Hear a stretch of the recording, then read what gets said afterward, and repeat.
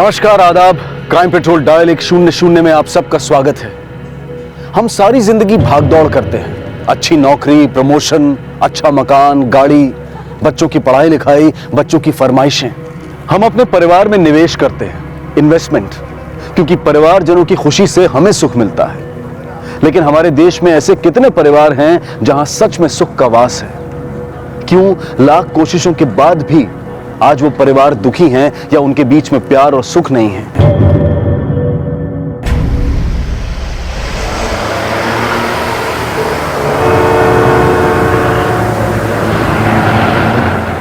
अरे रोको रोको रोको, जब तक मेरी बेटी नहीं आएगी बस आगे नहीं जाएगी। अरे अंकल जाने दे, बस का टाइम हो गया है। अरे भाई रुको ना। अरे मेरी बात सुनो, गाड़ी जाने दो, इतने सारे लोग रुके हुए हैं। तो मुझे भी तो भोपाल जाना है, मेरी बेटी को। साहब भाई रुकना, देखना भाई मेरी बेटी आ जाएगी। ऐसा आप रुके नहीं, वो हमको यहाँ साहब, ये पागल बेवजह हल्ला मचा रहा है।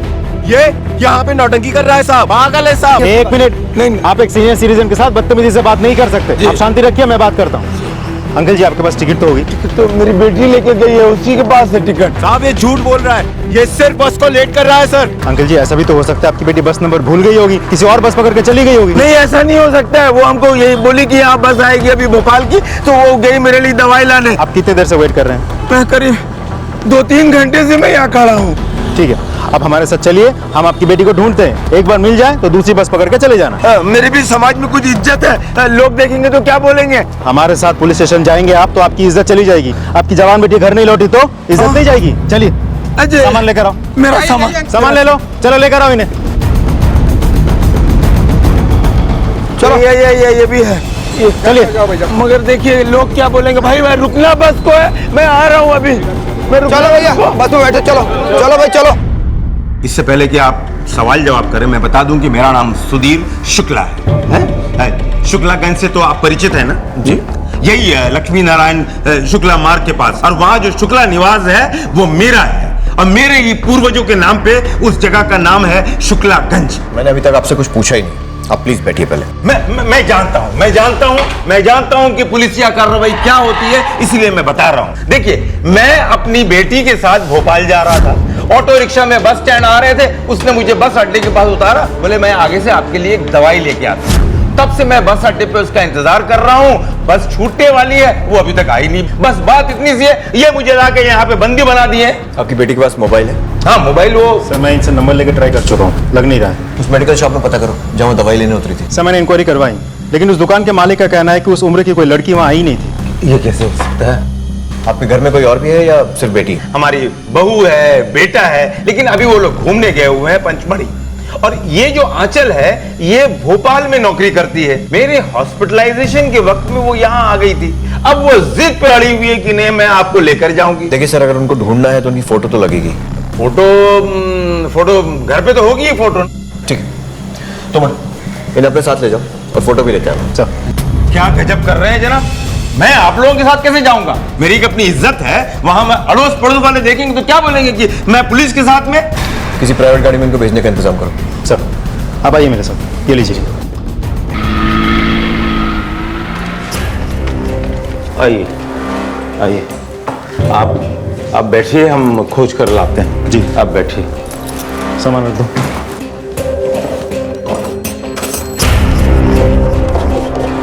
ओ एक मिनट, हटो जी, हटो हटो हटो हटो। मैडम जी, क्यों गए मैडम जी?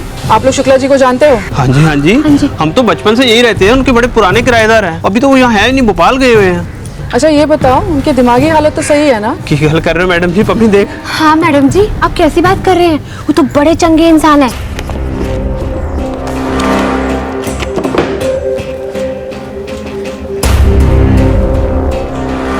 ये लीजिए। ये तो बहुत पुरानी फोटो है, कोई नई फोटो नहीं है। अब मेरे पास तो यही है, आजकल तो सारे लोग मोबाइल में अपनी फोटो रखते हैं, और तो कोई है नहीं। तो आपकी बेटी अब भी ऐसी दिखती है?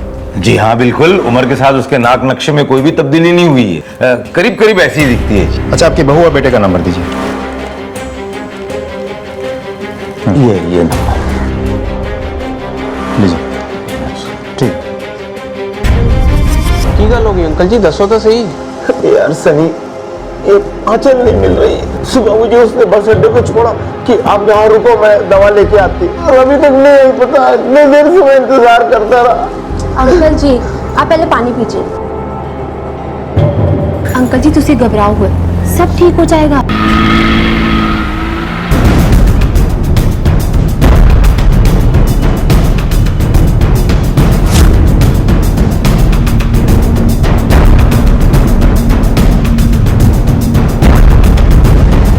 आंचल शुक्ला का मोबाइल नंबर भेज दिया है, ट्रायंगुलेशन रिपोर्ट निकालिए जल्दी।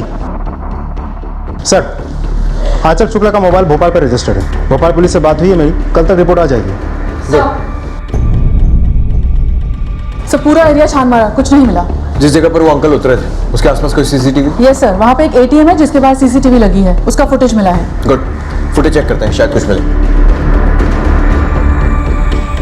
लगाओ।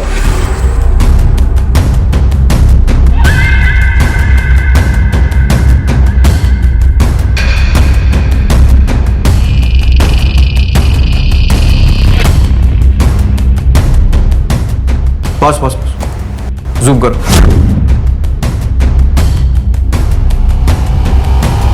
ये रिक्शा वाला, इस रिक्शा के नंबर से इस रिक्शा वाले का पता करो। इसे जरूर कुछ मालूम हुआ।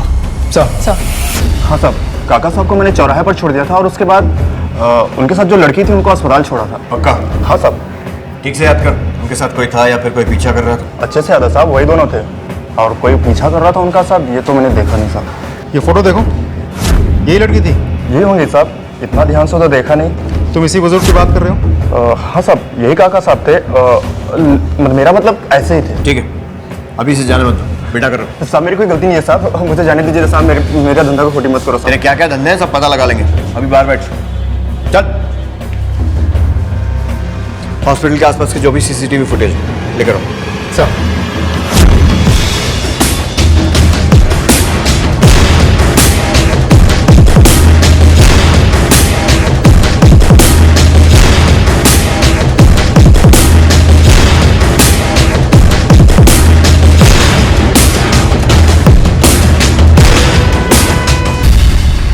इस वीडियो में तो इस लड़की की शक्ल साफ नहीं दिखाई दे रही। अंदर बाहर कोई और कैमरा? सर हॉस्पिटल में 3 एंट्री पॉइंट्स हैं, एक इमरजेंसी वाला, दूसरा वो जहाँ से हॉस्पिटल के कर्मचारी आते जाते हैं, वो गेट बहुत छोटा है, और तीसरा हॉस्पिटल का मेन गेट जहाँ पे ये कैमरा लगा है, जिससे हमें ये फुटेज भी मिला है। बाकी कैमरा सारे कॉरिडोर्स में लगे हैं। क्या लगता है सर आपको, क्या हो सकता है? इस लड़की की एंट्री तो मेन गेट से हुई है, लेकिन इसकी एग्जिट कहाँ से हुई कुछ समझ में नहीं आ रहा। इस तरह अचानक गायब हो जाना, कोई तो पेच है। पक्का उस लड़की को अंदर किसी ने नहीं देखा? सर जितने लोगों से पूछताछ की है सबने यही कहा है कि इसे नहीं देखा है। ठीक है, फिर उस रिक्शे वाले को छोड़ दो। सर,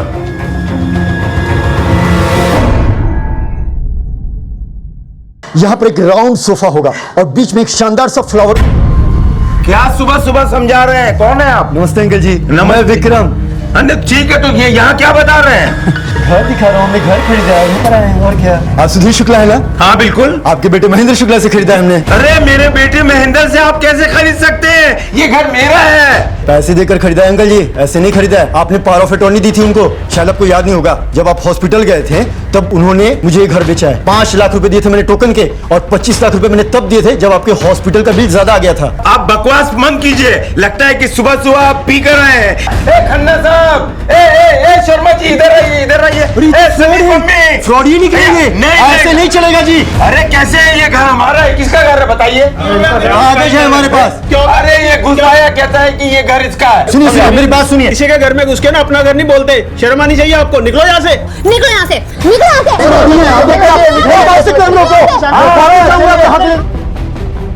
ये देखिए सर, MOU और पावर ऑफ अटॉर्नी की कॉपी। चीटिंग किया इन लोगों ने मेरे साथ, फ्रॉड है ये। सब कब और कैसे हुआ? मैं अपने लिए घर खरीदने के लिए देख रहा था। मैं काफी ब्रोकर से भी जाकर मिला, और इंटरनेट के अलग अलग साइट्स पर जाकर मैंने कई सारे ऐड देखे, जहां पर इनके घर का भी, यानी शुक्ला निवास का भी ऐड दिया हुआ था, जो कि 60 लाख रुपए में बिक रहा था, जहां पर इनके घर के कुछ एक फोटोग्राफ, कॉन्टैक्ट डिटेल और एड्रेस दिया हुआ था। फिर मैंने छानबीन शुरू की तो मुझे पता चला ऐसे घर की कीमत उस एरिया में 1 से लेकर 1.25 करोड़ के बीच में है, और ये घर चूंकि मुझे कम कीमत में मिल रहा था, फिर मैंने उस ऐड में दिए गए नंबर पर कॉल किया तो मुझे पता चला कि वो नंबर सुधीर शुक्ला के बेटे महेंद्र शुक्ला का है। फिर मैं उससे मिला तो उसने मुझे बताया कि उसे पैसों की बहुत जरूरत है, इसलिए वो सस्ते में घर बेच रहा है। इसलिए मैंने उसी समय उसको 5 लाख रुपए दिए एज ए टोकन मनी और घर को रोक लिया। फिर मैं इनके घर पर भी गया था। इनका घर मुझे काफ़ी पसंद आया, लेकिन सच कहता हूँ सर, इनके घर पर इनके बेटे के अलावा उसमें कोई नहीं था, बाकी सारे लोग हॉस्पिटल गए हुए थे। कब हुआ था ये सब? तारीख याद है आपको? 12 नवंबर सैटरडे था उस दिन। उस दिन आप सब लोग कहाँ थे? मेरा बेटा और मेरी बहू दोनों घूमने गए हुए थे। मेरी बेटी आंचल आई हुई थी और मैं और वो दोनों अस्पताल गए हुए थे अपने ऑपरेशन के बाद में चेकअप कराने के लिए। वहां बहुत भीड़ थी, इसलिए थोड़ा वक्त लग गया। ये झूठ बोलता है। आपके बेटे और बहू दोनों का फोन लगातार बंद आ रहा है। ठीक है, आप धोखाधड़ी का केस दर्ज करवा दीजिए, रिपोर्ट लिखवाइए। सर जी चलिए। चलो और अगर बेटे की कोई खबर मिले तो बताइएगा जरूर। जी मैंने कहा था कुछ तो गड़बड़ है, जो दिख रहा है वैसा है नहीं। विक्रम की बातों से लग रहा है कि वो सच बोल रहा है, मतलब बाकी सारी सच्चाई ये महेंद्र बताएगा। ढूंढो इसे, इसके कॉल रिकॉर्ड्स चेक करो। ये लोग हिली एरिया में है, अगर पचमढ़ी में है तो हो सकता है डिफिकल्टी हो, लेकिन जहां भी ठहरे होंगे वहां कोई ना कोई आईडी प्रूफ दिया होगा या फिर एटीएम से पैसे निकाले होंगे। बैंक डिटेल्स, फाइनेंशियल रिकॉर्ड्स, जो भी मिलता है सारी डिटेल्स निकालो। आंचल की mobile report sir expected any time, follow up कर रहा हूँ मैं। ठीक है, कीप मी अपडेटेड। सर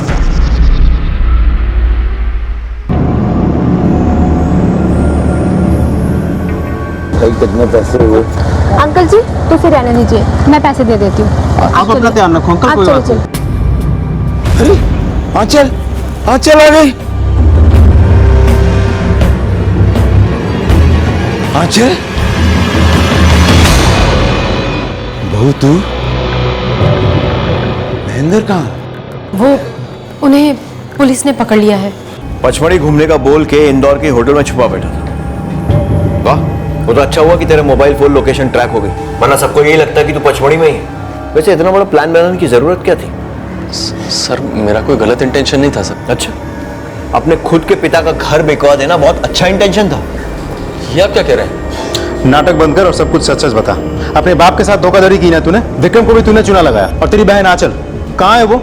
इस सब के साथ उसका क्या लेना देना है? सर आप लोग ये क्या कह रहे हैं, मुझे कुछ समझ नहीं आ रहा। सर अब आपसे क्या छुपाए सर? एक्चुअली हमारे मतलब मेरे और मेरी वाइफ के रिलेशन बहुत ख़राब चल रहे थे सर। एक तरफ बाबूजी की बीमारी और दूसरी तरफ नौकरी में इतनी टेंशन थी कि सर हम बहुत परेशान थे सर। तो बाबूजी ने ही बोला कि हम दोनों कुछ दिनों के लिए बाहर घुमाएं। इसलिए पचमढ़ी का बोल के इंदौर के होटल में छुपा हुआ था। किसको बना रहा? नहीं सर बना नहीं रहे, पैसों की बहुत दिक्कत थी, इसीलिए सोचा कि कहीं दूर जाने से अच्छा है इंदौर में रुकते हैं, इसलिए शहर के बाहर ही एक सस्ते से रिजॉर्ट में एक रूम ले लिया सर और रुक गए। लेकिन सर मेरे पीठ पीछे ये सब कब और कैसे हुआ मुझे कुछ समझ नहीं आ रहा सर। पहले बेटी आंचल का रहस्यमयी परिस्थितियों में गायब हो जाना और फिर बेटे महेंद्र का इतना बड़ा झूठ पकड़े जाना। झूठ झूठ होता है, अच्छा या बुरा नहीं होता है, क्योंकि जब झूठ से पर्दा उठता है तो वो अपनों को दुख ही देता है, सुख नहीं। एक के बाद एक सवाल उठ रहे थे कि क्या सुधीर शुक्ला के बेटे ने सिर्फ झूठ बोलने का ही गुनाह किया था? क्या उसका बोला झूठ सिर्फ यहीं तक सीमित था या फिर उसके झूठ का पुलिंदा खुलना अभी बाकी था? विक्रम को लेकर आता। सर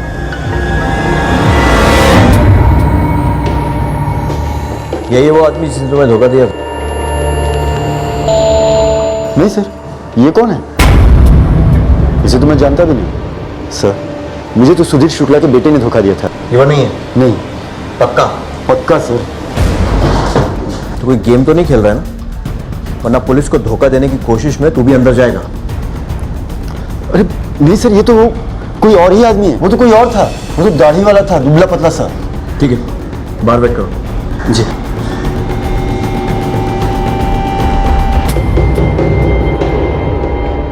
आंचल की कोई फोटो है तेरे पास हाल फिलहाल में ली हुई, और जहां वो काम करती थी उस जगह का नंबर दोनों ट्रांसफर कर।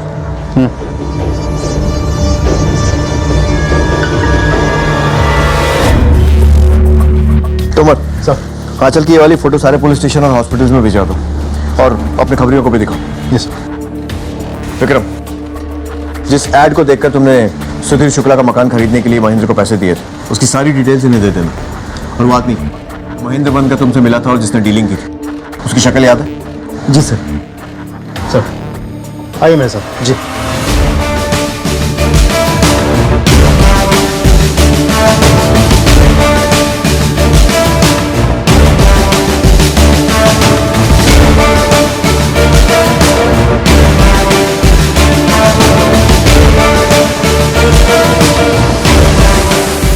पक्का यही था? यही है सर। पहचानते हो उसे? नहीं सर। नहीं सर। नहीं सर, मैंने अपनी पूरी जिंदगी में इसे कभी नहीं देखा।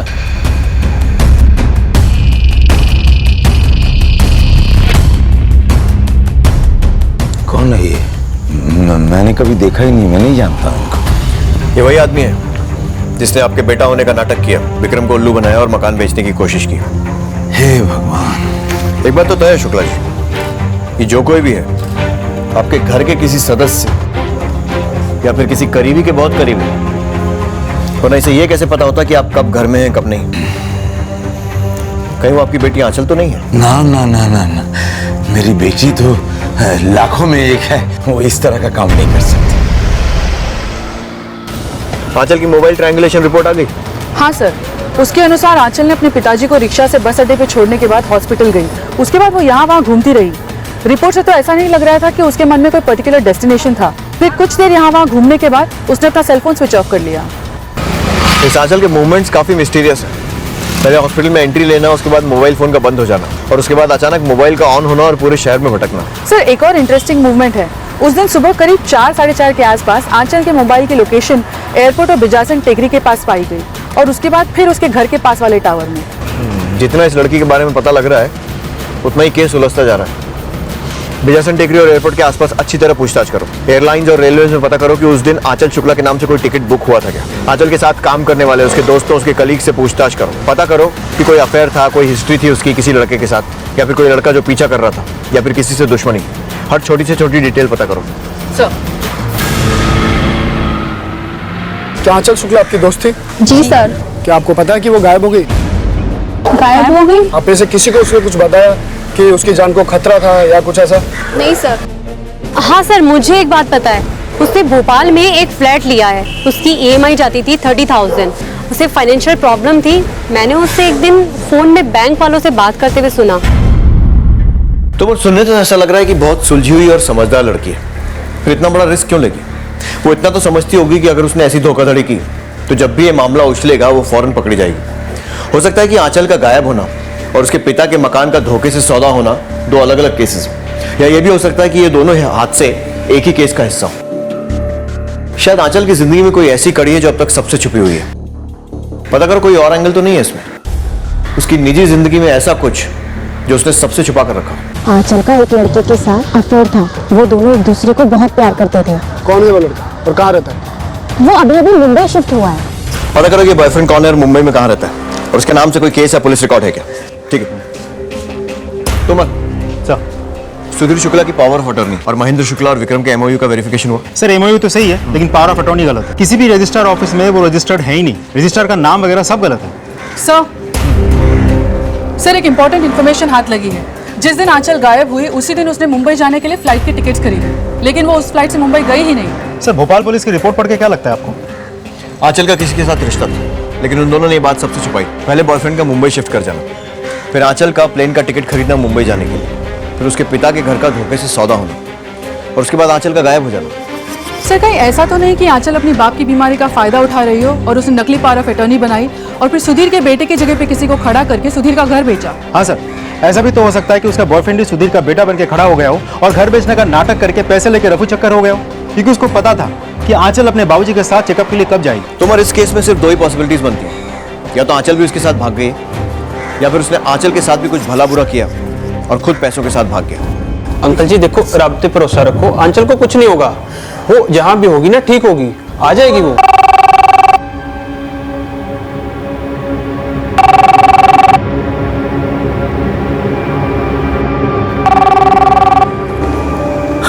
हेलो, हमने तेरी बेटी को किडनैप कर लिया है। जल्दी से 5 लाख रुपए का इंतजाम कर ले, नहीं तो उसे मार डालेंगे, समझा ना? अंकल जी, अंकल जी क्यों है? क्यों है अंकल जी? एक मिनट, बैठो बैठो बैठो, आप बैठो बैठो। अंकल जी घबराओ ना, बताओ अंकल क्या हो गया? क्या हो गया, क्यों घबरा रहे हो, बताओ।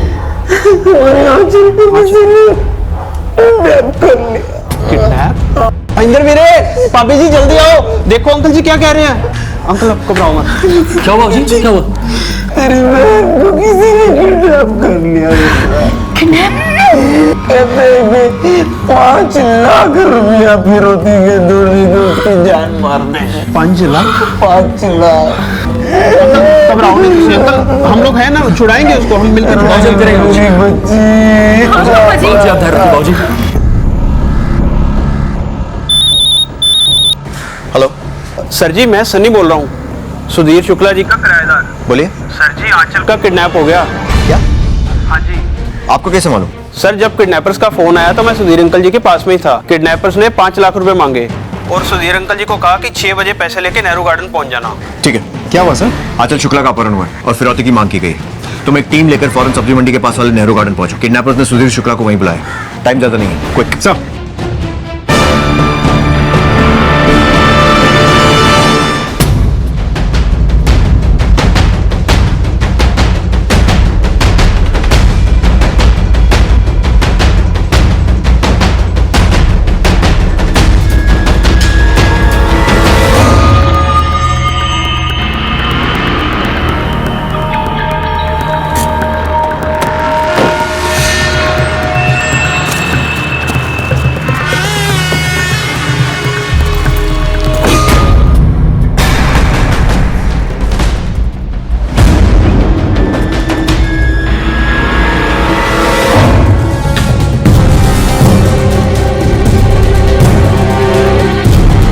आगे देखो।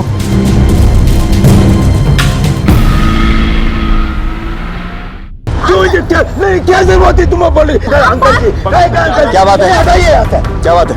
देखिए शुक्ला जी, इन दोनों ने जो किया है बिल्कुल ठीक किया है। पुलिस को सही जानकारी देना एक जिम्मेदार नागरिक और अच्छे पड़ोसी का कर्तव्य है और उसमें आपका ही भला है। लेकिन आप हमसे बातें छुपाकर गलत कर रहे हैं। आप जानते हैं वो लोग कौन है? और आप जानते हैं कि 2 दिन से जो लड़की गायब है वो कौन है? वो मेरी एक जवान बेटी है। वो सुधीर शुक्ला की बेटी है। हमारे खानदान की इज्जत, मान, मर्यादा सब मिट्टी में मिल गई। हम समाज वाले को क्या मुंह दिखाएंगे बताइए? और आप हमारी बेटी पे इल्जाम लगा रहे थे। मेरी बात सुनिए। अच्छा माफी दे दीजिए। आप उसको इल्जाम लगा रहे थे। तुमको आंचल मिल जाएगी, प्लीज। सब काफी चिंता है आपको शुक्ला जी और आंचल की। क्यों नहीं होगी सर जी? मेरे डैडी के बहुत पुराने दोस्त हैं अंकल जी, और इनके तो इतने एहसान है हमारे परिवार पर।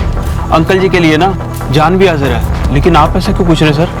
नहीं, ऐसे ही ध्यान रखिएगा उनका। हाँ जी सर जी, हम तो हैं ही।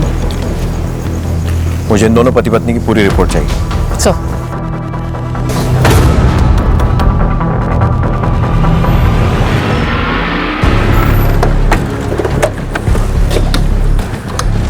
सर, हाँ तो अगर मैं थोड़ी देर पहले पहुंचा होता तो किडनैपर को रंगे हाथों पकड़ लेता। हमें इन्फॉर्मेशन थोड़ी लेट मिली थी। या तो लेट मिली थी या फिर शायद लेट दी गई थी। अब समझ में आया। मैं सनी और पम्मी की रिपोर्ट क्यों मांग रहा था। सर, आपको सनी और पम्मी पे शक है? तुमर, शक करना हमारे प्रोफेशन की पहली रिक्वायरमेंट है। जब तक अपराधी पकड़ा नहीं जाता हम सब पे शक करते हैं। हमारी शक की लिस्ट में कौन कौन था? सर, सबसे पहले सुधीर शुक्ला का बेटा महेंद्र शुक्ला, फिर उसकी बहन आंचल, उसके बाद फिर आंचल का मुंबई में शिफ्ट हुआ बॉयफ्रेंड जो हमारे लिए अनजान है, और फिर जैसे कि आपने बताया सनी और पम्मी। अपनी लाडली बेटी को बचाने के लिए एक पिता किसी भी हद तक जा सकता है। अपनी जीवन भर की कमाई, अपने घर, किसी भी चीज को दांव पर लगा सकता है। संतान का प्रेम होता ही ऐसा है। सुधीर ने भी यही किया। लेकिन क्या इसका परिणाम वही होने वाला था जो सुधीर शुक्ला ने सोचा था, या फिर इस कहानी में अभी कुछ ऐसा घटने वाला था जिसकी कल्पना मात्र से ही इंसान सिहर उठे और रिश्ते नातों पर से विश्वास ही उठ जाए? क्या आंचल जिंदा थी?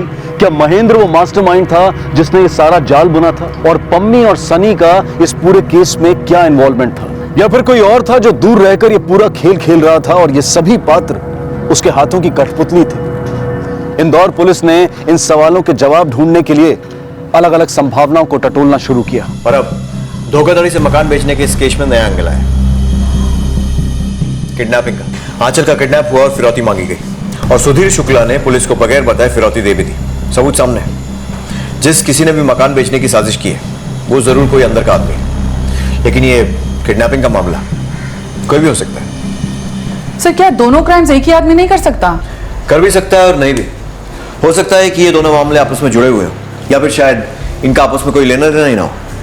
सर, अगर ये दोनों क्राइम्स एक ही आदमी ने किया है तो कौन हो सकता है? कौन? सर सुधीर शुक्ला का बेटा महेंद्र शुक्ला, क्योंकि बड़ी कन्वीनियंटली अपनी पत्नी को लेकर पंचमढ़ी जाने के नाम पे बगल वाले रिसोर्ट में चला गया था, जबकि उसको पता था कि बाबूजी की तबीयत खराब थी। और वो क्राइम इसीलिए कर सकता है क्योंकि उसके पास घर की चाबी भी थी। उसको ये भी पता था कि बाबूजी चेकअप के लिए कब जाते हैं कब आते हैं, या फिर किसी आदमी को महेंद्र बना के वो घर पे भेजा होगा, या फिर पम्मी और सनी, क्योंकि उन्होंने किडनैपिंग की इन्फॉर्मेशन भी हमें लेट दी थी। Let's start. तुम महेंद्र के ऑफिस, उसके कलीग्स, उसके दोस्तों से पूछताछ करो। और दीपक, पम्मी और सनी, इनकी सारी रिपोर्ट्स निकालो। सर। और आंचल, उस पर भी तो शक है। बिल्कुल, हो सकता है कि ये एक पूरा नाटक हो, एक बहुत अच्छी तरह सोची समझी गई साजिश। पर सर, अगर आंचल का सच में किडनैप हुआ हो तो हमें आंचल को छुड़ाना होगा, उसकी जान को नुकसान पहुंचे उससे पहले। बट आई एम श्योर कि किडनैपर कोई ना कोई सबूत तो जरूर छोड़ेगा। तो इंटरनेट पर जो सुधीर शुक्ला के घर बेचने का ऐड आया था, वो किसने कहां से अपलोड किया था? साइबर सेल की रिपोर्ट आई? सर अब तक रिपोर्ट आ गई होगी, मैं मेल चेक करके बताता हूँ। चेक करो।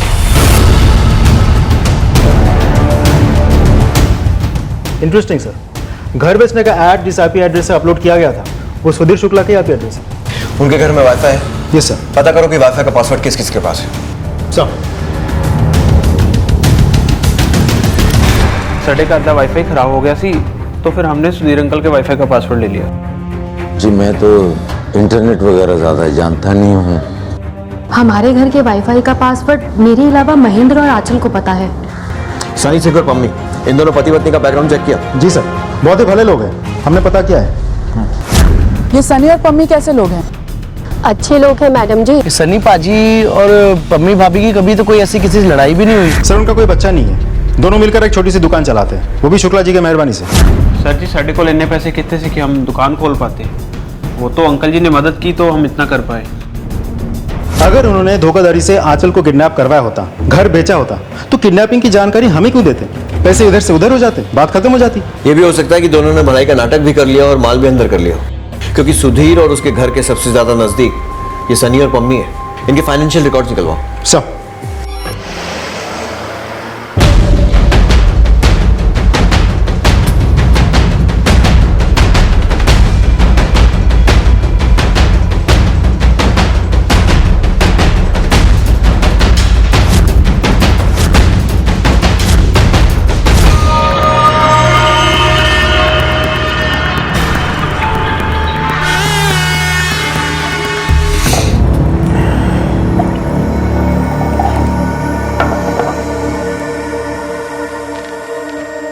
बाबूजी, बैंक मैनेजर ने बताया कि अपने सारे गहने। हाँ बेटे, मैंने सारा का सारा गहना बैंक से निकाल लिया। बहू, उसमें कुछ गहने थे जो तुम्हारी सास ने तुम्हारे लिए इस घर में छोड़ा था, और कुछ गहने थे जो तुम अपने परिवार से लेकर आई थी। मुझे माफ कर दो इसके लिए, मुझे माफ कर दो। भाऊजी, आप मेरी और गहनों की चिंता मत कीजिए, पर आपने सब कुछ किडनैपर को दे दिया तो आपके पास तो कुछ भी नहीं बचा। हाँ बेटी, अब मेरे पास फूटी कौड़ी भी नहीं बची, लेकिन कोई बात नहीं। आंचल घर वापस आ जाए, इससे बड़ी खुशी की बात क्या हो सकती। ये तो शुक्ला खानदान की इज्जत का सवाल है, और मैं जानता हूँ कि इस मामले में तुम हमारी पूरी तरह मदद करोगी। जी भाऊजी, मैं आपके साथ हूँ।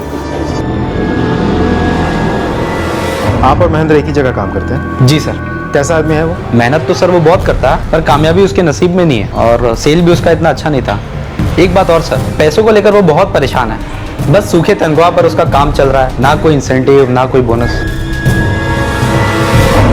पैसों की जरूरत पूरी करने के लिए उसने कोई गलत रास्ता तो नहीं अपनाया था? मैं महेंद्र सट्टा खेलने लगा था। अभी हाल ही में इंडिया पाकिस्तान मैच में उसने काफी पैसे लगाए थे, पर वो सारे हार गया। सट्टे में पैसे लगाए थे ना तूने? हाँ सर, लेकिन सर बस एक दो बार, वो भी हार गया। कौन से नंबर पर लगाए थे?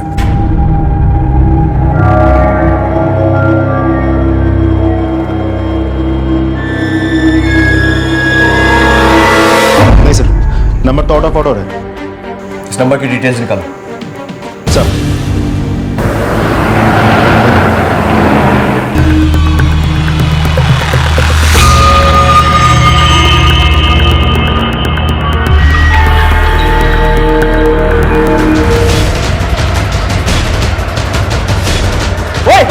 ओए कौन है तू?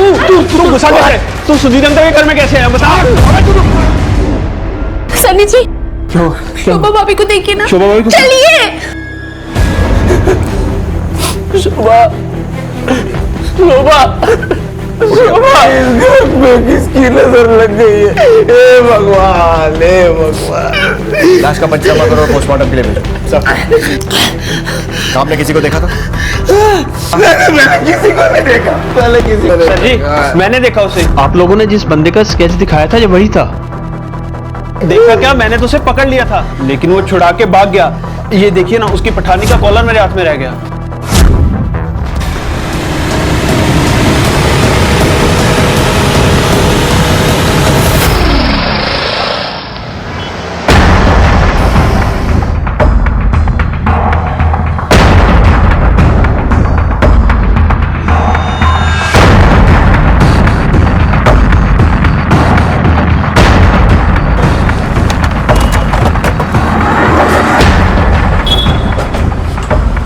सुनिए जरा। हाँ कहिए। ये देखिए आप ही की दुकान का है क्या? जी हाँ। जरा रिकॉर्ड बुक देख के बता पाएंगे ये किसका है? हाँ अभी देखता हूँ, बताता हूँ। अरे जमाल का है। ये जमाल कौन है? अरे चर्सी है, नया नया काम पे लगा है, बड़ौली गांव में रहता है। अगर आप वहाँ जाके पूछेंगे तो कोई भी बता देगा आपको। सर मुझे टेलर की दुकान से जमाल का एड्रेस मिल गया है, मैं वहीं जा रहा हूँ। ठीक है, लेकर आओ जमाल को। सर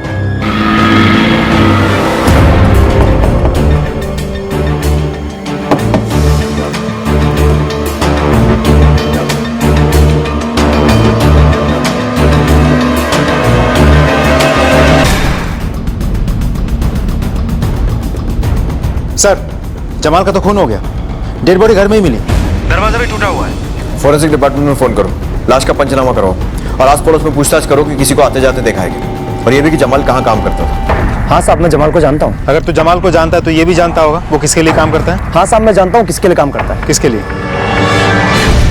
सर, महेंद्र ने जिस नंबर पर सट्टा खेला था वो नंबर सट्टा किंग मेहता के नेटवर्क का हिस्सा है। और सर आखिर में जमाल मेहता के लिए काम कर रहा था। चल, जो आदमी तुम्हारे पिता से फिरौती की पहली किश्त लेने आया था और जिसने धोखाधड़ी से विक्रम को मकान बेचने की कोशिश की थी, उसी ने तुम्हारी पत्नी को भी मारा है। कौन सर, आप किसकी बात कर रहे हो? जमाल, भोला मत बन। और ये बता तेरा रिश्ता क्या है उसके साथ? सर मैं नहीं जानता इसको, मैंने तो ये नाम ही पहली बार सुना है सर। जमाल अपने आखिरी दिनों में सट्टा किंग मयंक मेहता के लिए काम कर रहा था। हाँ साहब, मैं जानता हूँ किसके लिए काम करता है। वो मयंक मेहता के लिए काम करता है। और तूने जिस नंबर पे सट्टा लगाया था वो भी मयंक मेहता के नेटवर्क का हिस्सा था, और जमाल भी। सर मैं सच कह रहा हूँ, मैं इनमें से किसी को नहीं जानता सर। मैं ना जमाल से कभी मिला हूँ ना उसका नाम सुना। अभी यहीं पड़ा रहने दो इसे। अगर फिर भी सच नहीं उगला तो सेकंड राउंड खेलेंगे इसके साथ। पुलिस की सारी थ्योरीज और कड़ी जांच बार बार आकर किसी अनजान दीवार से टकरा रही थी। पुलिस के शक के घेरे में सुधीर का सट्टेबाज बेटा महेंद्र और रहस्यमय तरीके से गायब हुई बेटी आंचल के अलावा उनके किराएदार सनी और पम्मी भी थे। लेकिन पुलिस के पास ऐसा कोई भी सूत्र या पुख्ता सुराग नहीं था जिसकी बिना पर वो अपराधी के गिरेबान तक पहुंच सके। और ऐसे में इंदौर पुलिस को एक ऐसी खबर मिली जिसने इस तहकीकात का रुख ही बदल दिया। सर हाँ तो अभी अभी खबर आई है कि आंचल का नंबर विजयनगर के पास स्विच ऑन हुआ है। हमने उस नंबर को ट्रैक किया है। अभी वो नंबर विजयनगर के किसी आदमी के पास है। लेकर आओ उसे। सर ये मोबाइल साहब मुझे आज सुबह चंदर ने बेचा। ये चंदर कौन है? मेरे पड़ोस में रहता है, ऑटो ड्राइवर है। हाँ साहब, काका साहब को मैंने चौराहे पर छोड़ दिया था और उसके बाद पर साहब वो मोबाइल तो मेरे रिक्शे की सीट के पीछे मिली थी साहब। मुझे लगा कोई भूल गया है। साहब गरीब आदमी हो, पैसे की जरूरत रहती है हमेशा, इसलिए मैंने मोबाइल बेच दिया था साहब। तूने इस लड़की को सिटी हॉस्पिटल के पास छोड़ा था ना? जी। तो तेरे दिमाग में इतना नहीं आया कि वो मोबाइल हमको लाके दे दे क्योंकि हम उस लड़की को ढूंढ रहे हैं? बड़ी डेयरिंग है तेरे में। नहीं साहब, ऐसा नहीं है। ये फोटो देख जरा, ये वही लड़की है ना जो अपने पापा के साथ तेरे ऑटो में आके बैठी थी? नहीं साहब। ठीक है, बाहर जाकर बैठ थोड़ी देर। अगर ये वो लड़की नहीं है तो फिर वो लड़की कौन थी? और सुधीर को दूसरी लड़की लाने की जरूरत क्या पड़ी? हमारी इन्फॉर्मेशन के हिसाब से वो सुबह सुबह बिजासन गई थी ना? Yes sir. सुधीर के घर के आसपास जो ऑटो स्टैंड है वहाँ पे पूछताछ करो। इतनी सुबह वही ऑटो वाले ऑटो लगाते हैं जो वहाँ के रेगुलर। Yes sir. इस लड़की को देखा है? नहीं मैडम। ठीक से देखो, तुम्हारे रिक्शा में बैठी थी कभी? नहीं नहीं। हाँ सर, मैंने इस लड़की को और उसके बाबूजी को वहाँ बीजा सेन टेकरी पे छोड़ा था। अच्छा। और हाँ सर, वो कुछ वहाँ पे मंदिर जाने की बात बोल रहे थे। ठीक है, जा सकते हो। जी सर। तोमर, सुधीर और आंचल की फोटो बिजासन पर दिखाकर पूछताछ करो। साहब, इस आदमी को देखा है? हाँ साहब, उसको बिजासन टेकरी से मैंने शुक्लागंज छोड़ा था अकेले। अकेले? हाँ साहब। साथ में कोई नहीं था? नहीं साहब। ये फोटो देखो, ये नहीं थी साथ में? नहीं साहब, वो अकेले ही थे।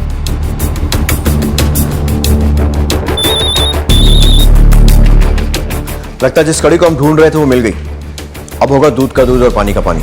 एक काम करो, मम्मी और सनी को बुलाओ। Okay sir. सर मैं भी रोज बालकनी में योगा करती हूँ। सुबह कौन आता है कौन जाता है सब पर नजर होती है मेरी। सर मैं भी मॉर्निंग में एक्सरसाइज कर रहा था, तभी सुधीर अंकल आए और उन्होंने बोला कि वो आंचल के साथ भोपाल जा रहे हैं। तब तो भोर भी नहीं हुआ था, पूरी धुंध छाई हुई थी, और उन्होंने कहा कि आंचल ऑटो में बैठी है, तो हमने उन्हें बाय बोल दिया। तोमर सर, बिजासन टेकरी का चप्पा छान मारो, जंगल वाला रास्ता है, वहां भी अच्छे से छानबीन करो, शायद कुछ मिले। अच्छा।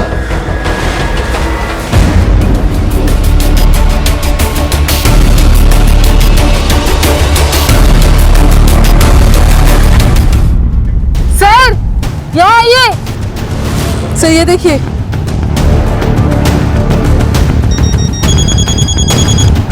हाँ तोमर, सुधीर को लेकर आओ तुरंत।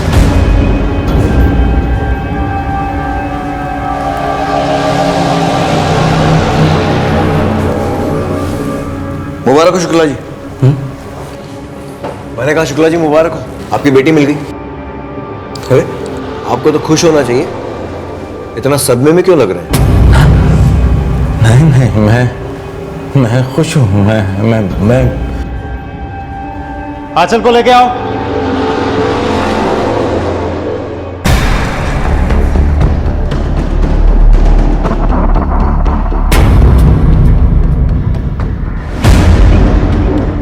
सुधीर शुक्ला के बदले हुए रवैये ने पुलिस को उन्हें अपनी कस्टडी में लेने पर मजबूर कर दिया और अब पुलिस उनके बयान को दोबारा दर्ज कर रही थी। उन्होंने अपने इस बयान के दौरान जो खुलासे किए उससे पुलिस के भी होश फाख्ता हो गए। जिसने और जिस वजह से इस जुर्म को अंजाम दिया गया था वो कोई सोच भी नहीं सकता था।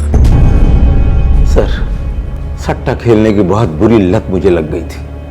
सट्टा खेले बगैर मुझे चैन नहीं पड़ता था। यूं कहूं तो एक साइकोलॉजिकल प्रॉब्लम मुझे हो गई थी। मैंने बहुत रुपया सट्टे में डाल दिया, उसके बाद तो मैं उधारी पे सट्टा खेलने लगा। सट्टाबाज जो है वो कभी किसी को बख्शते नहीं, वो मेरे पीछे पड़ गए। एक तरफ तो सट्टाबाजों का प्रेशर, दूसरे मेरे सर पे कर्जे का बोझ। मेरी समझ में नहीं आया कि क्या करूं। मैं इतना परेशान हुआ, मुझे हार्ट अटैक आ गया।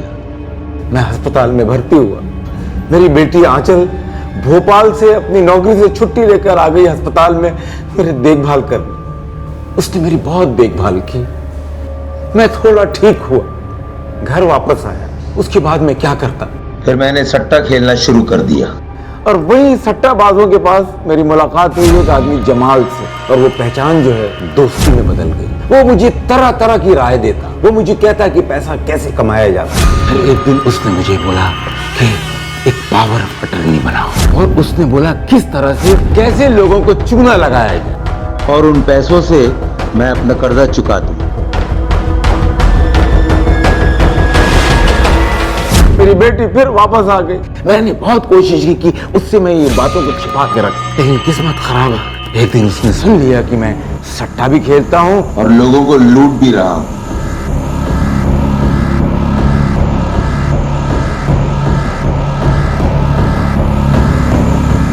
वो ये सब सुन के एकदम तिलमिला उठी, और उसने मुझे धमकी दी कि वो मेरी सारी बात समाज और पुलिस को बता देगी।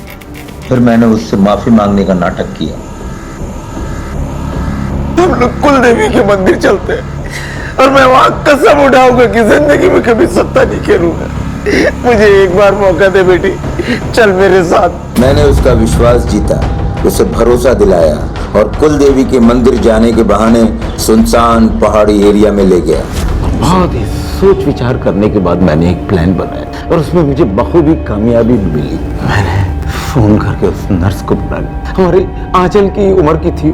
मैंने उससे कहा मुझे भोपाल जाना है अपनी आंचल के क्या तुम मुझे बस अड्डा तक छोड़ दोगी? वो सुबह सुबह ही आ गए। मैंने अपने पड़ोसियों को बुलाया, सनी और पम्मी को। उनसे मैंने कहा कि मैं आंचल को लेकर भोपाल जा रहा हूँ। किसी को शक नहीं हुआ कि ऑटो रिक्शा में कौन बैठा हुआ है। मैं ऑटो लेकर निकल गया। चौराहे पे आकर मैं जब उतरा तो मैंने ऑटो रिक्शा के सीट के पीछे की तरफ आंचल का मोबाइल डाल दिया ताकि हर एक उलझन में उलझ जाए। नर्स हॉस्पिटल चली गई। मैंने खुद अपराध के शिकार होने का बहाना बनाया। किसी को पता नहीं चला।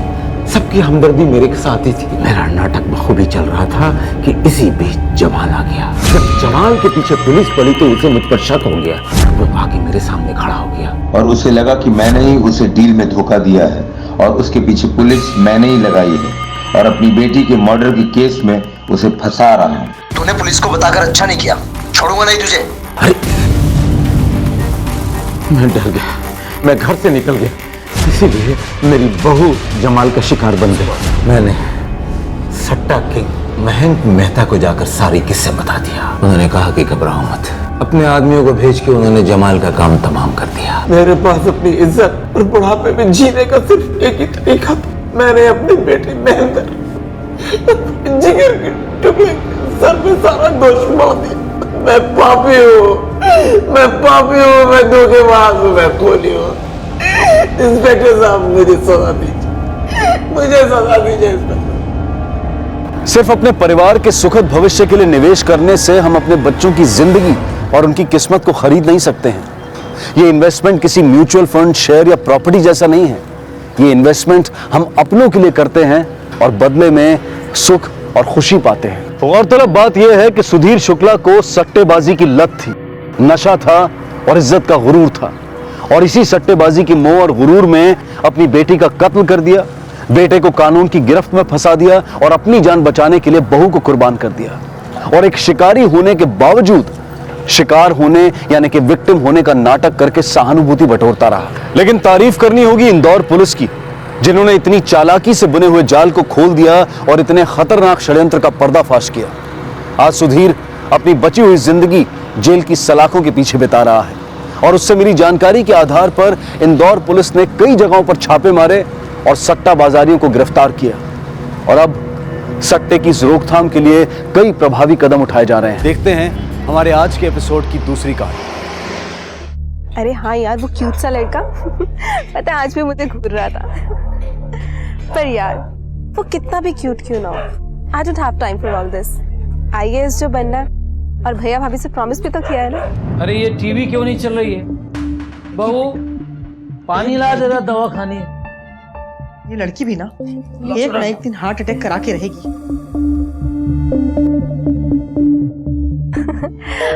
अच्छा सुना, हे भगवान, मामा का कॉल आ रहा है। तो रुका, मैं तुझसे बाद में बात करती हूँ। हेलो हाँ माँ। अर्पिता कहाँ है तू? वक्त देखा है कितना बज रहा है? अरे माँ बस आ गई, आगे कॉलोनी के गेट पे हूँ। ठीक है फटाफट आ जा। वो 5 मिनट में आ रही है। और वो तुम्हारा लेट लतीफ पति कहाँ है? माँ उनको आज ऑफिस में लेट हो जाएगा। हाँ बोल।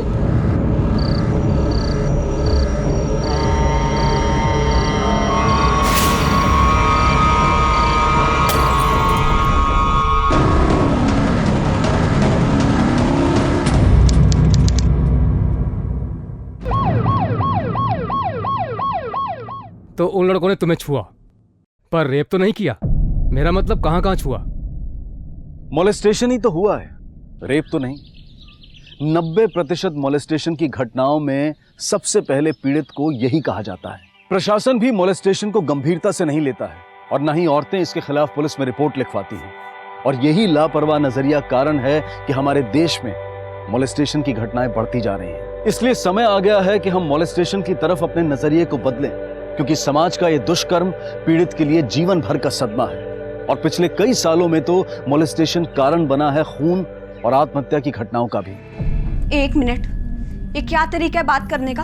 अगर सवाल पूछनी है तो ढंग के पूछे। देखिए मैडम, हमें हमारा काम करने दीजिए। रुको, सही कह रही है। चौबार। Yes ma'am. I am sorry. I know जो तुम्हारे साथ हुआ उससे तुम बहुत डर गई हो, लेकिन हमारा उन्हें पकड़ना बहुत जरूरी है। ताकि वो किसी और लड़की के साथ ये दोबारा ना कर सके, और इसके लिए तुम्हें हमारी मदद करनी ही होगी। अच्छा मुझे ये बताओ कि वो कितने लोग थे, एक या एक से ज्यादा? मैम, मुझे कुछ अच्छे से याद नहीं, लेकिन बहुत सारे हाथ थे, मुझे हर जगह छू रहे थे। मैंने कहा था ना जल्दी वापस आना घर, और लेट तक घूम। अच्छा बेटा ये बताओ कि तुम उनमें से किसी को पहचान सकती हो क्या? कुछ ऐसा जो तुमने देखा उनके बारे में?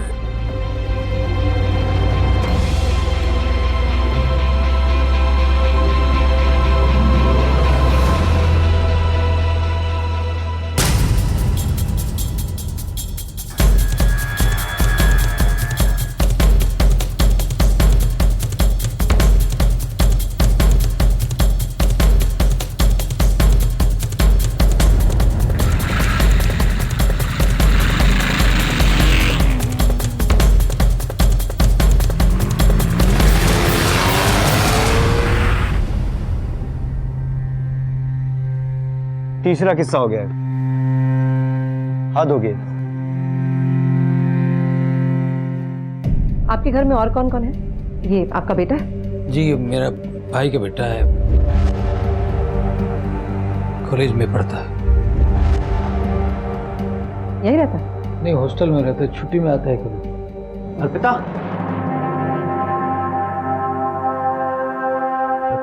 ठीक हो ना? भैया अर्पिता मैम, सब ठीक हो जाए। मैम पहले 2 बार भी ऐसा हो चुका है। आप लोग क्या कर रहे हैं? वो गुनहगार वहां पे खुलेआम घूम रहे हैं। और मैम देखिए, आपको हमारी कॉलोनी की लड़कियों की इतनी चिंता है तो जाइए ना, पकड़ के लेके आइए। देखिए सारी जिम्मेदारी पुलिस की नहीं होती है।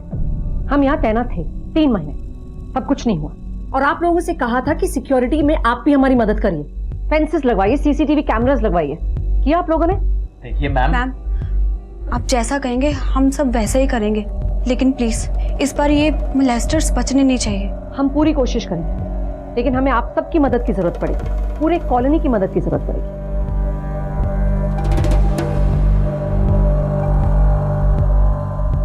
और बेटा स्पेशली हमें आपकी मदद की जरूरत पड़ेगी। अगर आपको कुछ भी और याद आए तो हमें तुरंत बताइएगा।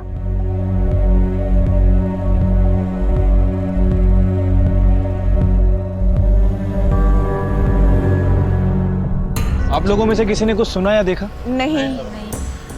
कमाल है, एक लड़की आपके मोहल्ले में जोर से चीखती है, चिल्लाती है, और सोसाइटी के 50 घरों में किसी ने उसकी आवाज नहीं सुनी। मैम हमने सोचा बच्चे हैं, शरारत कर रहे होंगे। शरारत?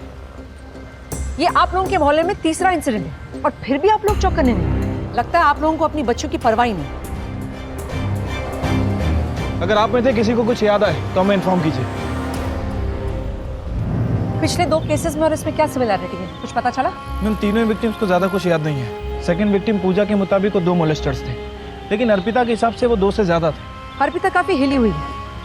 ये ऐसे केसेस इतने सेंसिटिव होते हैं कि अक्सर ऐसे होता है कि विक्टिम अपना दिमाग ही बंद कर देता है, उस तकलीफ देने वाली चीजों को याद ही नहीं करना चाहता। लेकिन मैम इस केसेस में मोटिव क्या हो सकता है? आई मीन कपड़े फाड़े गए लेकिन रेप अटेम्प्ट नहीं हुआ। अगर उनकी लेवल तक गिर के देखो ना, तो हो सकता है मजे के लिए किया, आगे जाने की हिम्मत ना हो, या ये भी हो सकता है कि इस बात का डर हो कि ये जीता जागता मोहल्ला है, कोई भी आ सकता है। तो अलग बात है कि जीते अपने लिए ही लोग। चलो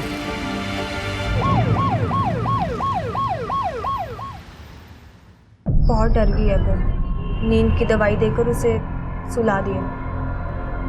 श्रेया बेटा, तुम दोनों घर चली जाओ, ठीक है? मम्मी जी आज हम यहीं रुक जाते हैं। मुझे पुलिस वालों पे कोई भरोसा नहीं है। ये हमारी कॉलोनी है, हमारा परिवार है, इसकी सुरक्षा की जिम्मेदारी भी हमको ही लेनी होगी। आज से हम में से कोई ना कोई फ्रंट और बैक गेट को गार्ड करेगा। लेकिन ऐसा कब तक कर पाएंगे? वो तो करना पड़ेगा। इतना टाइम किसके पास है? अरे टाइम नहीं है तो टाइम निकालना पड़ेगा। इनकी जगह आपकी बेटी होती तो। बिल्कुल ठीक बात है। चुप हो जाओ यार, ये आपस में लड़ने का समय नहीं है, और इस कॉलोनी की सभी बच्चियां हमारी बेटियों के जैसी हैं, और ये कॉलोनी नहीं एक परिवार है, इसलिए हम सब आपस में मिलजुल कर बारी बारी से पहरा देंगे।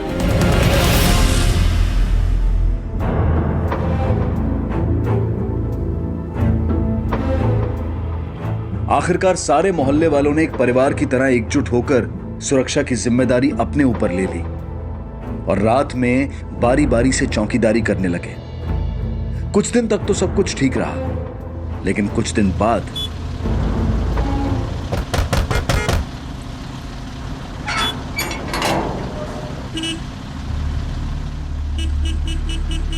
परिया जितना लेट? हाँ भैया, वो हमारा बास्केटबॉल का मैच है ना, तो उसकी प्रैक्टिस थी। अच्छा अच्छा, ठीक है, आराम से जाना, सब ठीक है, मैं हूँ यहाँ पे, डरना मत।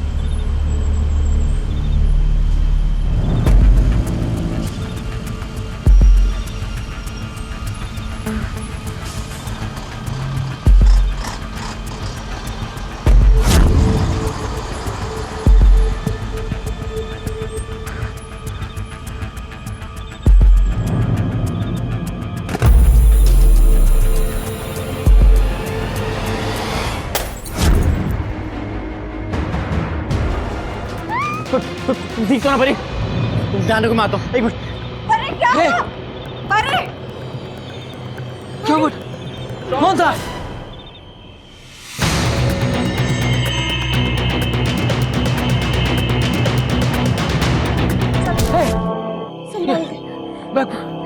ले चल।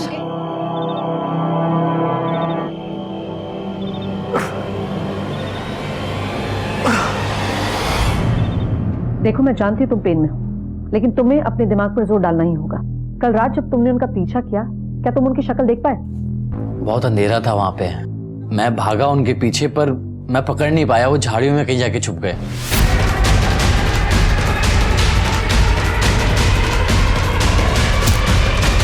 अचानक से मेरे सर पे किसी ने मार दिया, मैं बेहोश हो गया, मुझे 2 मिनट तक समझ में नहीं आया कुछ। मैंने मना किया था कि ये पहरेदारी मत करो, लेकिन मेरी इस घर में सुनता ही कौन है?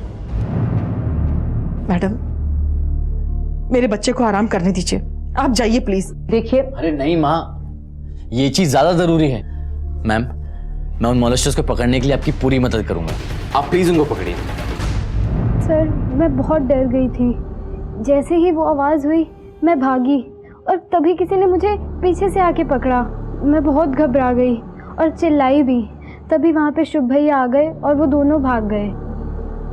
देखो बेटा, घबराने की कोई जरूरत नहीं है, हम आपकी पूरी मदद करेंगे। You are a brave girl, okay?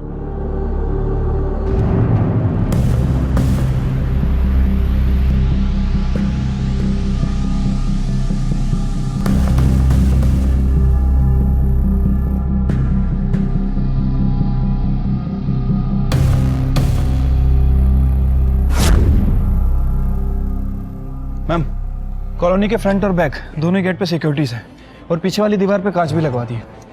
मुझे लग रहा है ना, ये कहीं अंदर का ही जॉब है। ये मोलेस्टर्स इसी कॉलोनी में से कोई है। मैम, क्या हो रहा है? ये चौथा केस हो गया मैम। चौथा केस हो गया, और आप लोगों ने क्या किया? सीसीटीवी लगाने को कहा था ना। वो मैम, आप मैडम जी, बस लगने वाला है, वो कॉस्ट पे डिस्कशन चल रहा है। हद हो गई। मैम, आपसे एक बात कहनी थी। वो कल रात को जब मैंने उन मॉलेस्टर्स को बात करते हुए सुना था, तो मुझे लगा कि उनकी आवाज़ जानी पहचानी है। मैं जानता हूँ उनको, पहले कभी सुनी, ऐसा लगा मुझे। हमें भी यही लग रहा है कि ये मोलेस्टर जरूर इसी कॉलोनी के है, इसलिए मुझे कॉलोनी के सारे लोगों की डिटेल्स चाहिए। मैं आपकी मदद कर सकता हूँ, मैं इस सोसाइटी का सेक्रेटरी हूँ। आइए प्लीज।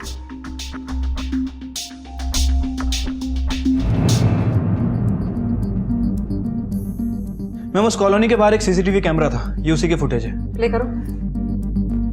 मोलेस्टर्स दिखाई दे रहे हैं क्या उसमें? नहीं मैम, शायद उन्हें पता था कि वहां पर कैमरा लगा है, इसलिए शायद बच के निकल गए। लेकिन मैम, ये देखिए। ये कौन है? मैम, ये ललिता शर्मा का बेटा है, ये दोनों उसी कॉलोनी में रहते हैं। उसी समय में ऐसी हालत में शायद कहीं ना कहीं इसका इन्वॉल्वमेंट हो सकता है। कॉन्फिडेंटली वापस आया है मोहल्ले में, ये सोचकर कि शायद कोई उससे पूछताछ ही नहीं करेगा। चल, पूछना पड़ेगा उसे।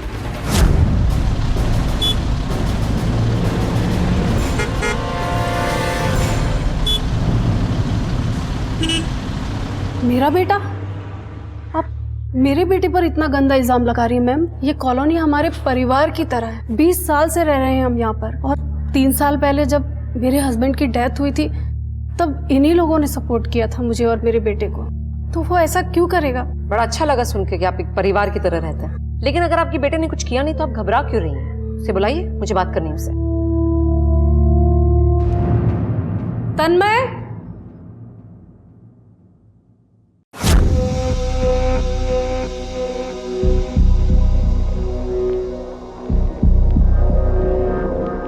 तन्मय, राइट? क्या तुम मुझे बता सकते हो तन्मय कि जिस रात शुभ और परी पे अटैक हुआ तुम कहाँ थे? मैं दोस्त के घर था। दोस्त के घर मस्ती करने? जी। तो फिर तुम्हारी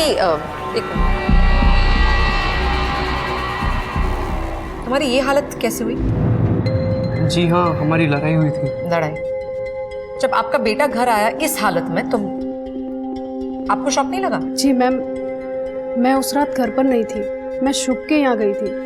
उसके सर पर बहुत चोट लगी थी। उसकी माँ और मैं बहुत करीब हैं और साथ साथ में सत्संग भी जाते हैं। लेकिन कुछ भी हो मैम, मेरा बेटा ऐसा नहीं कर सकता। मैम पता चल जाएगा। अपने दोस्त को क्या नाम बताया था तुमने इसका? विकी। उसको जरा फोन लगा। मैम वो भी ट्यूशन में होगा। जहाँ भी होगा फोन लगा उसे अभी।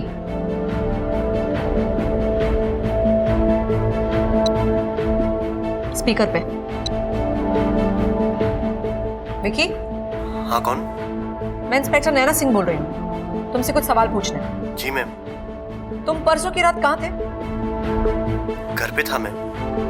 अकेले? नहीं मैम, तन्मय भी साथ में ही था। तुम दोनों के बीच कुछ झगड़ा हुआ था क्या? हाँ मैम, सॉरी मैम, पर वो तो ऐसी छोटी मोटी बहस थी। प्लीज आप ये बात मेरी मम्मी पापा को मत बताना। ठीक है, थैंक यू। अगर और सवाल हो गए तो हम वापस आएंगे। सर वो वीना है ना काम वाली, ये उसी का बेटा होगा। पूरा दिन यहाँ वहाँ ताका झांकी करता रहता है। उसका क्या काम है इस कॉलोनी में?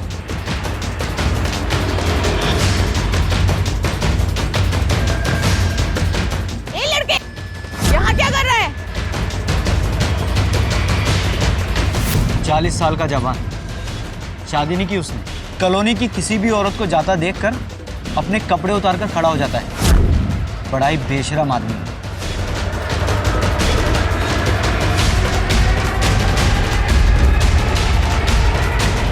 और ये सब मैंने ही नहीं, कॉलोनी के बहुत से लोगों ने देखा है। आप चाहे तो पूछ लो। Thank you. इतने सारे नाम? हाँ मैम, इन सभी के नाम सामने आए, लेकिन हर आदमी किसी तीसरे आदमी पर इल्जाम लगा रहा है। ऐसे केसेस में ना किसी पे ज्यादा भरोसा नहीं कर सकते, क्योंकि हर कोई सामने आता है। या तो ये पर्सनल दुश्मनी निकालने की कोशिश होती है या लाइमलाइट में आने की कोशिश होती है। लेकिन कोई सस्पेक्ट्स निकल के आए कि नहीं? Yes ma'am. मैम कामवाली का बेटा राजा, लोगों ने इसे ताकझाक करते हुए देखा था। और कॉलोनी में रहने वाला बैचलर हर्ष, इसके अजीब बिहेवियर से लोगों को इस पे भी शक है। और मुझे अभी तक इस तन्मय पे भी शक है। एक काम करो, तुम इन दोनों से पहले पूछताछ करके आओ, पता तो चले क्या पता लगता है इनसे। Okay ma'am. हाँ, झांकता हूं मैं। ऐसा कहाँ लिखा कि ऐसा नहीं कर सकते? चुप कर! क्या बोल रहा है तू? कितनी बार तुझे मैंने मना किया है, लेकिन तू है कि सुनता ही नहीं। सर, मेरे बेटे ने कुछ नहीं किया। इसे तो सिर्फ बड़े लोगों की जिंदगी पसंद है और वही जिंदगी ये जीना चाहता है। इसने कुछ नहीं किया। मेरा बेटा बहुत सीधा है, वो जानता है कि यही उसकी असली जिंदगी है। बड़े लोगों की जिंदगी से सिर्फ उसका लगाव है। जिस दिन कॉलोनी में मोलेस्टेशन हुआ, उस वक्त कहाँ था आपका ये सीधा साधा बेटा? सर मैं तो घर पे ही था। बोलना माँ। फोन दिखा तेरा। इतना महंगा फोन कहाँ से आया तेरे पास? सर मैंने सेकंड हैंड लिया है। सर ये कह रहा है कि सेकंड हैंड लिया है तो सेकंड हैंड ही लिया होगा। मेरा बेटा झूठ नहीं बोलता, उसे छोड़ दीजिए, उसने कुछ नहीं किया। तुम्हारे खिलाफ कंप्लेंट आई है कि तुम हमेशा बिना कपड़ों के बाहर खड़े रहते हो, स्पेशली जब लड़कियां वहां से गुजरती हैं। कुछ ज्यादा नहीं हो रहा साहब, मेरा घर है, मैं कभी कभी टॉवल के साथ बाहर चला जाता हूँ, इसमें दूसरों का प्रॉब्लम है, मैं कंफर्टेबल फील करता हूँ। अब किसी को परेशानी है तो अपनी आंखें बंद कर ले। और जब ये लड़कियों के साथ छेड़छाड़ हो रही थी उस वक्त कहाँ थे? इतना किसको याद है? देखिए, याद नहीं है तो याद करने की कोशिश कीजिए, या फिर याद करने के दूसरे तरीके आजमाओ। उस रात मैं घर पर ही था और जाऊंगा भी कहाँ? मेरा कोई अपना है नहीं जो किसी के घर जाऊं। अरे एक मिनट, क्या कर रहे हैं आप इसे नहीं देख सकते? आपके पास सर्च वारंट नहीं है। और साहब क्या आप यहाँ पे अपना टाइम वेस्ट कर रहे हैं? यहाँ कुछ नहीं मिलेगा आपको। तुम्हें हमारे समय की चिंता करने की जरूरत नहीं है, जल्दी मुलाकात होगी, वो भी सर्च वारंट के साथ। चलो।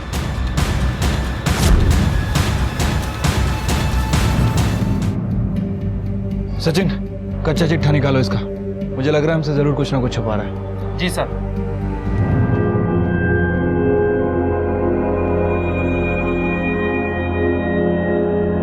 ओहो, नहीं नहीं रोते नहीं, चुप हो जा चुप हो जा चुप हो जा। क्या हुआ मेरे राज्य बेटे को? हाँ श्रेया, हाँ हल्ला हो रहा है, बहुत दर्द हो रहा है, प्लीज। हाँ शुभ, सो जा। क्यों इतना रो रहे हैं? हाँ मेरा राजा बेटा रोया नहीं करते। हाँ सो जा।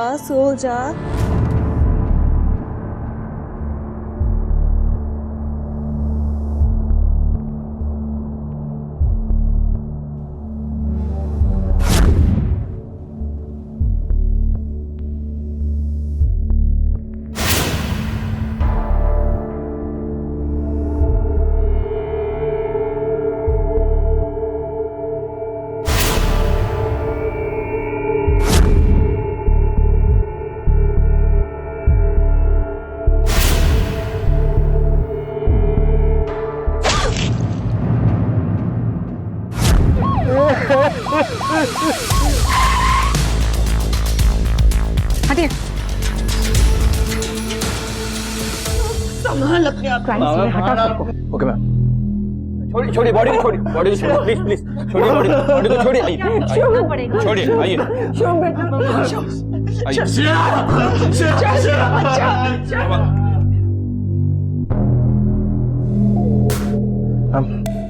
आस पर देखकर लग रहा है कि पूरी फैमिली के फिंगरप्रिंट होंगे।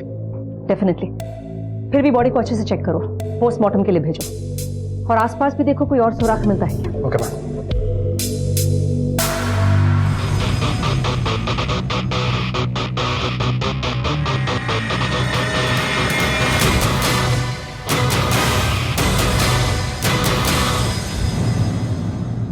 देखो, तुम्हारी पत्नी के साथ जो है उसके लिए बहुत अफसोस है हमें। शायद समय सही नहीं है, लेकिन सवाल बहुत जरूरी है। क्या तुम हमारे सवालों का जवाब दे सकोगे? तुमने आखिरी बार अपनी बीवी को कब देखा था? कल रात को यहीं पे मैं पेन किलर्स खा के सो गया तो हमारा बच्चा रोहन ये जोर जोर से रोने लगा। श्रेया उसे लेके नीचे चली गई, उसी वक्त आखिरी बार देखा था। तो तुमने उसकी चीख नहीं सुनी? पेन किलर्स का असर इतना गहरा था कि मैं बहुत गहरी नींद में था। मैंने पेन किलर्स ही नहीं खाई होती तो आज मेरा जिंदा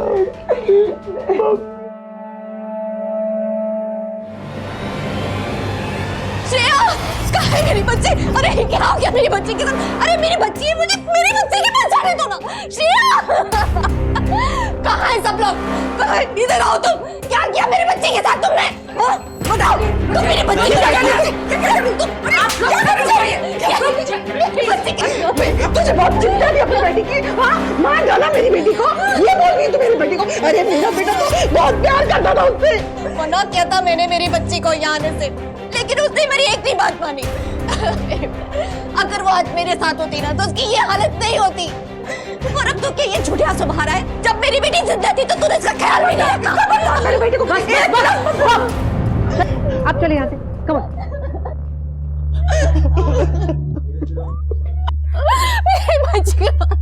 मेरी बच्ची आने वाली। कल आपकी बच्ची आपके पास आने वाली थी? जी हाँ, कल रात को आने वाली थी पर नहीं आई। काश कि मैंने उसे कल फोर्स किया होता मेरे बच्चे। आप यहाँ किसी के साथ आई हैं? जी हाँ, मेरे ट्रेनर है। इन्हें साइड पे बिठाओ और पानी पिलाओ। ये बार-बार कल रात की बात कर रही हैं। हाँ मैम, और बार-बार शुभ पर भी इल्जाम लगा रही है। इनके बीच डेफिनेटली कुछ हुआ है, मगर क्या? एनीवे तुम्हें क्राइम सीन से कुछ मिला? नहीं मैम, देखकर तो ऐसा लग रहा है कि मर्डर चाकू से हुआ है। बॉडी पे बहुत सारे चाकू के घाव भी हैं, लेकिन मैम जिस तरह से विक्टिम के कपड़े फाड़े गए, सेम मोलेस्टेशन केस में उन लड़कियों के फाड़े गए थे। हो सकता है ये काम मॉलेस्टर्स का ही हो, या ये भी हो सकता है कि हमें गुमराह करने की कोशिश की जा रही है। हो सकता है मैम, क्योंकि मॉलेस्टर मर्डर तक क्यों पहुंचेगी? पहुंचने के लिए पहुंच भी सकता है, शुभ से बदला लेने के लिए। आखिर परसों शुभ ने पकड़ने की कोशिश की थी ना उन्हें। इस केस को फास्ट फॉरवर्ड पे डालो। अगर वो मॉलेस्टर्स उसी मोहल्ले के हैं तो वो मोहल्ले वाले अभी भी खतरे में। हमें जल्द से जल्द पता लगवाना है कि मॉलेस्टेशन और मर्डर में कनेक्शन है या नहीं।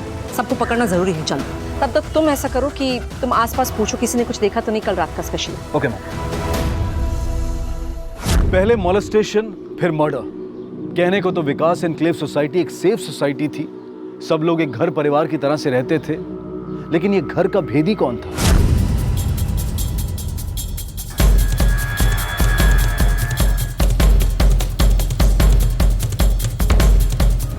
मीना का बेटा राजा और हर्ष, इन दोनों में से हर्ष के पास ज्यादा मोटिव लग रहा है। मैम पिछले 5 सालों से इसी कॉलोनी में रह रहा है, अकेला है, हो सकता है फ्रस्ट्रेट भी हो। पिछली कॉलोनी से इसे इसलिए निकाला गया क्योंकि वहां इसके ऊपर मोलेस्टेशन का चार्ज लगा था, लेकिन चार्ज साबित नहीं हो पाया। इसे देख के तो लगता है कि सबसे बड़ा सस्पेक्ट यही है, लेकिन हम बाकी दोनों को भी इग्नोर नहीं कर सकते। इन तीनों का प्रोफाइल ना हमारे प्रोफाइलर के पास भेजो, हमें इनको समझना बहुत जरूरी है। इनमें से कौन है जो केपेबल है मोलेस्टर से मर्डर तक जाने के लिए। और वैसे भी विक्टिम ने कहा था 2 या 3 विक्टिम्स है ना? मैम अभी तक जो इन्फॉर्मेशन हमारे पास है उसके हिसाब से 2 विक्टिम्स हैं। तो हो सकता है इन तीनों में से कोई आपस में कनेक्टेड हो। ऐसा कोई कनेक्शन है या नहीं, ये जानना बहुत जरूरी है हमारे लिए। मैम क्योंकि हमारे पास अब सस्पेक्ट की लिस्ट है, मुझे लगता है कि विक्टिम्स को हमें सस्पेक्ट की फोटो दिखानी चाहिए। हो सकता है कि फोटो देख के उन्हें कुछ याद आ जाए। गुड आइडिया, गाड़ी निकालो। Okay ma'am.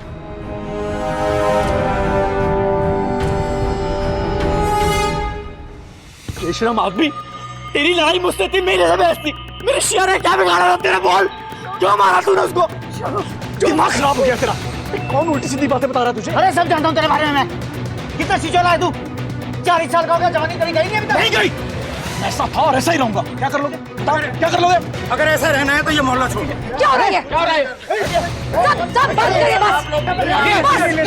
अब चलिए चुप रहिए आप लोग। लेकिन हम ये भूल जाते हैं कि पुलिस का हर जगह मौजूद होना मुमकिन नहीं है। तो ऐसे में हमारी जिम्मेदारी कहां जाती है? आज जब हमारा मोहल्ला, हमारे पड़ोसी हमारे मूल परिवार का हिस्सा बन चुके हैं, तो फिर इस बड़े परिवार की सुरक्षा का जिम्मा भी तो परिवार वालों को ही उठाना चाहिए। लेकिन सतर्क रहने का मतलब सजा देना नहीं। अपने परिवार का ध्यान रखें, लेकिन कानून को अपने हाथ में ना लें। तुम्हारी कॉलोनी वालों का गुस्सा जायज लग रहा है मुझे। हमने तुम्हारी पूरी हिस्ट्री निकाली है। 5 साल पहले भी एक मॉलेस्टेशन का चार्ज, और अब ये। सबकी तरह आप भी मुझ पर विश्वास नहीं कर रही हैं। 5 साल पहले जो हुआ उसकी सजा अब तक भुगत रहा हूं मैं। मेरी एक दोस्त थी जिसे मैं पसंद करता था, और उसकी बातों से लगता था जैसे वो भी मुझे पसंद करती है। अगर मुझे जरा सा भी एहसास होता कि वो मुझ में इंटरेस्टेड नहीं है तो मैं उससे दूर रहता। उस छोटी सी गलती ने मेरी पूरी जिंदगी खराब कर दी। पर इसमें मेरी कोई गलती नहीं है मैम। पता नहीं शुभ मेरा नाम क्यों ले रहा है। ठीक है, हमें शायद और पूछताछ करनी पड़ेगी तुमसे। शहर में ही रहना।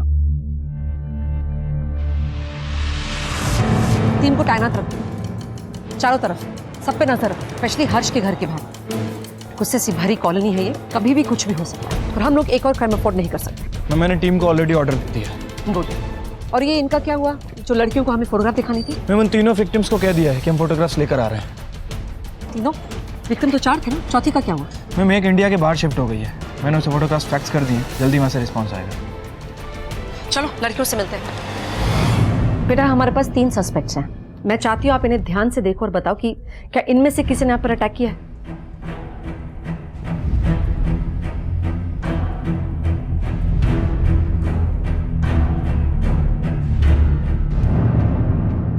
बेटा हम 24 घंटे सब पर नजर रखें, कोई आपका कुछ नहीं बिगाड़ सकेगा, और जब तक हम उसे पकड़ नहीं लेते हम जाएंगे नहीं। तो आपको किसी से भी घबराने की जरूरत नहीं है। अच्छे से देखकर मुझे बताओ। मैम हर्ष अंकल तो नहीं थे, वो तो लंबे हैं ना।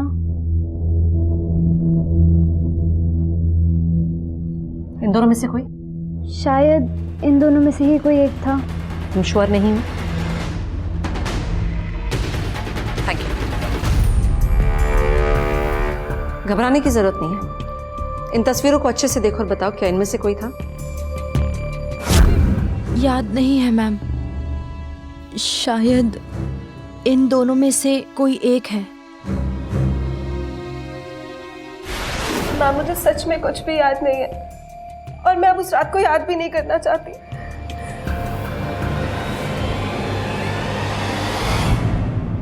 देखो मैं जानती तुम्हारे लिए मुश्किल है, लेकिन वो हमेशा इतने गुस्से में क्यों रहते हो? कोशिश करो। कुछ बताना चाहते हो? गुस्सा तो आएगा ही ना सर, क्योंकि उन सालों ने मेरी बहन अर्पिता और मेरी भाभी श्रेया दोनों के साथ। सर आप कैसे भी करके उन लोगों को पकड़ लो सर। मोलेस्टेशन ये शब्द अपने आप में ही इतना घिनौना है जिसे बयां करना बहुत मुश्किल है, और इस मुश्किल समय में उनके साथ रहना चाहिए।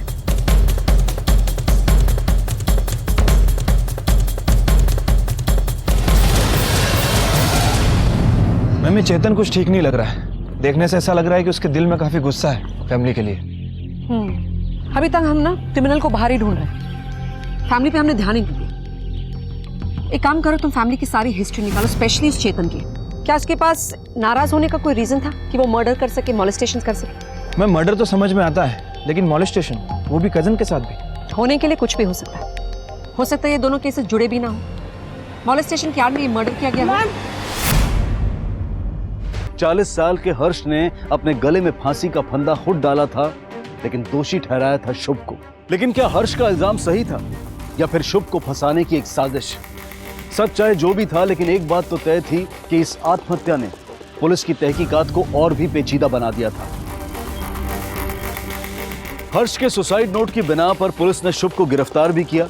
मोलेस्टेशन के तीनों मुख्य आरोपियों में से एक की मौत हो चुकी थी और बचे थे 2, तन्मय और राजा। अब बड़ा सवाल यह था कि इन दोनों में से असली गुनहगार कौन था? क्या मोलेस्टेशन और खून का अपराधी कोई एक ही था या फिर ये 2 अलग अलग लोग थे? और तभी पुलिस को एक ऐसा सबूत मिला जिससे उनकी तहकीकात को एक नई दिशा मिल गई। अजीब बात है ना, जब कॉलोनी में श्रेया का मर्डर हुआ और जब मॉलेस्टेशन हुआ, दोनों ही वक्त तुम अपनी आंटी के घर थे।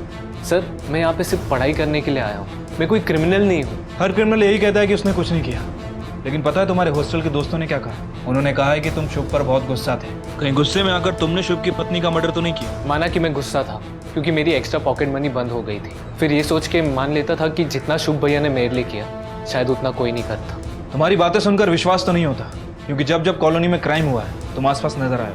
जानता हूँ सर, मेरी बातों पे यकीन करना आसान नहीं। सर, मैं वहाँ पे तभी जाता जब मेरे पास पैसे नहीं होते थे। पिछले 8 महीने से मेरा आना जाना बढ़ गया था क्योंकि शुभ भैया ने मुझे पैसे देने बंद कर दिए थे। क्यों? क्योंकि उनकी दोबारा शादी हो चुकी थी। शुभ ने दोबारा शादी की थी? उसकी पहली बीवी का क्या नाम है?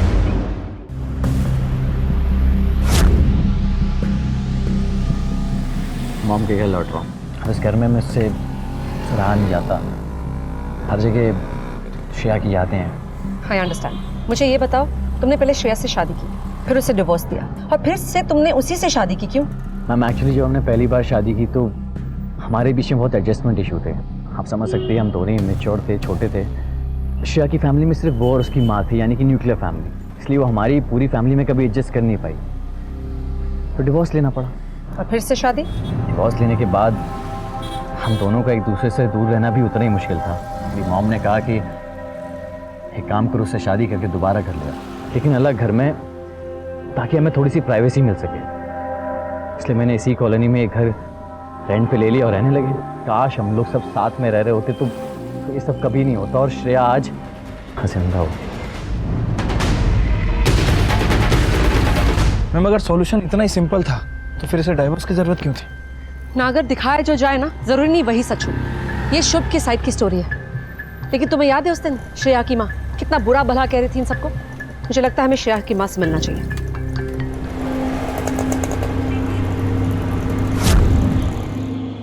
सर, मैंने श्रेया को बहुत मना किया था वापस शादी करने के लिए। वो लोग सिर्फ अच्छे होने का नाटक करते हैं, लेकिन एक्चुअल में वो ऐसे नहीं है। और वो माधुरी ऊपर से ना सिर्फ अच्छी बनने का नाटक करती है, अंदर से कुछ और है वो। जब उन्हें पता चला कि श्रेया प्रेग्नेंट है तो हाथ पैर जोड़ने लगे, वापस शादी करने के लिए उसे फोर्स करने लगे। मैंने श्रेया से कहा था कि ये लोग सिर्फ पोते पोते के लिए कर रहे हैं, लेकिन उसने मेरी एक नहीं सुनी। तुम अपनी बेटी से बहुत प्यार करती थी ना? जी हाँ। कमाल है, घर में उसकी एक भी तस्वीर नहीं है। जब उसने दोबारा शादी कर ली तो मैंने उसकी सारी तस्वीर हटा दी। बहुत गुस्सा थी तुम अपनी बेटी से, इतना गुस्सा कि तुम अपनी। मैम, क्या मतलब है आपका? मतलब तो तुम निकाल रही हो, मैंने तो अपना सवाल भी पूरा नहीं किया। मैम, आपको मेरी बेटी का कातिल इस घर में नहीं, उसके ससुराल में मिलेगा। देखिए मैडम, संगीता एक बहुत ही चालाक औरत है। वो आपको अपनी बातों में गोल गोल घुमा रही है। उसे ना तो अपनी बेटी की फिक्र थी और ना ही अपनी नाती की। उसे तो बस एक ही शौक था, अपने बुढ़ापे को जवानी में बदलने की। कमाल है, वो भी आप लोगों के बारे में कुछ ऐसा ही कह रही थी। इनफैक्ट उसने तो ये कहा कि तुमने श्रेया से दोबारा इसलिए शादी की क्योंकि वो प्रेग्नेंट थी, राइट? ऑब्वियसली बच्चा इंपॉर्टेंट था, और ऐसा नहीं कि हम दोनों एक दूसरे से प्यार नहीं करते थे। हमने बस ये फैसला लिया कि हम अपने बच्चे को माँ बाप दोनों का प्यार देंगे, और इसीलिए हमने दोबारा शादी करने का फैसला लिया। लेकिन मम्मी जी इस फैसले के बिल्कुल अगेंस्ट थी। क्यों अगेंस्ट थी? क्योंकि डिवोर्स के बाद मैं श्रेया को एलिमनी दे रहा था और अमाउंट काफ़ी बड़ा था। मम्मी जी की लाइफस्टाइल काफ़ी बदल गई, और अगर मेरी शादी श्रेया के साथ दोबारा हो जाती तो एलिमनी के पैसे आने बंद हो जाते, इसलिए। देखा ना मैडम आपने उसे, 55 साल की है वो, लेकिन कपड़े ऐसा पहनती है जैसे 20 साल की हो। न जाने कहाँ कहाँ जाती थी। और दरअसल इन दोनों की शादी से वो खुश नहीं थी, बहुत ही ज्यादा गुस्से में थी। आप इतनी सेल्फिश कैसे हो सकती हैं? आप एलमनी के पैसों के लिए मुझे घर पर बुलाना चाहती है? देखिए माँ, मैं शुभ से बहुत प्यार करती हूँ और उसी के साथ रहूंगी। और हाँ, हम दोनों पेरेंट्स बनने वाले हैं, और अगर आपको मेरी खुशियां बर्दाश्त नहीं है ना, तो मुझसे दूर रहिएगा। मैं फोन रख रही हूँ, मुझे कुछ काम है। क्योंकि उसे पैसे जो मिलने बंद हो गए थे। अच्छा, ये श्रेया और उसकी माँ, इन दोनों का आपस में रिश्ता कैसा था? माँ बेटी जैसे ही था सर। अच्छा, इनकी लाइफस्टाइल हमेशा से ऐसी रही है? नहीं सर, श्रेया के डिवोर्स के बाद संगीता की लाइफस्टाइल अचानक से बदल गई। अलमिनी के पैसे जो आने लग गए थे। उससे पहले तो उसके लेट पति की इनकम से ही काम चला रही थी, हमेशा से हाउसवाइफ जो थी। सर बहुत चालू है वो, उसका ना चक्कर चल रहा है। वो जिम का ट्रेनर है ना, उसके साथ पूरा दिन घूमती रहती है। सब कहते हैं पहले तो बेटी की डाइवोर्स की एलिमनी पे ऐश कर रही थी, और अब हर क्रेडिट कार्ड कंपनी के बिल उसके सर पे हैं। और यहाँ तक कि उसका बॉयफ्रेंड भी उसके साथ उसके पैसे के लिए है। मैम, मर्डर करने का मोटिव संगीता और उसके जिम ट्रेनर, इन दोनों के पास था। मैम, फोन ट्रायंगुलेशन रिकॉर्ड के हिसाब से प्रूफ हो गया है कि जिस दिन श्रेया का मर्डर हुआ उसकी लोकेशन आसपास की थी, लेकिन बाद में उसका फोन स्विच ऑफ हो गया।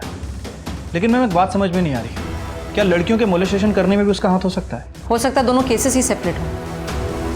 बाकी का पता तभी चलेगा जब हम उस बॉडी बिल्डर को क्वेश्चन करेंगे। मुझे लगता है हमें अपना किलर मिल गया। ले आओ उसे। Okay ma'am. सर ये सब बकवास है सर, ऐसा हमारे बीच में कुछ भी नहीं था। झूठ बोलने की कोशिश मत कर, समझा? तेरे और संगीता के फोन रिकॉर्ड है हमारे पास। तुम्हारे बीच में जो मैसेज एक्सचेंज होते सब पता है हमें। हम दोनों के बीच अफेयर जैसा कुछ भी नहीं था सर। उसकी कुछ नीड्स थी जो मैं पूरी कर रहा था सर। बस तुम अपनी जरूरतें पूरी करने के लिए लड़कियों को मोलेस्ट कर रहे थे। जब मोलेस्टेशन हुए थे तुम कहाँ थे? श्रेया के डेथ के वक्त तुम कहाँ थे? मैडम मुझे कुछ याद नहीं आ रहा। इसे ना जरा पुलिस के बादाम खिलाओ। याद आ रहा। नहीं भी आता ना तो हमारे पास तुम्हारे ट्रायंगुलेशन रिकॉर्ड्स हैं। हमें पता है कि तुम श्रेया के घर के पास ही थे उसके मर्डर के वक्त। हाँ मैं वहाँ गया था, पर मैं श्रेया को पिकअप करने गया था। वो उसकी माँ के घर आने वाली थी उस रात। पिकअप करने गए? पिकअप किया उसे? नहीं मैडम, संगीता जी का मुझे फोन आ गया था। हाँ संगीता जी, अच्छा लाना नहीं है? ओके मैं आता हूँ। और कन्वीनियंटली उसके बाद तुम्हारा फोन भी बंद हो गया। मैडम मेरे मोबाइल की बैटरी वैसे ही 10% थी और थोड़ी देर में स्विच ऑफ हो गई। मैं उस रात संगीता जी के साथ ही था और उनके पास मेरे मोबाइल का चार्जर भी नहीं था। आप एक बार उनसे कंफर्म कर लीजिए।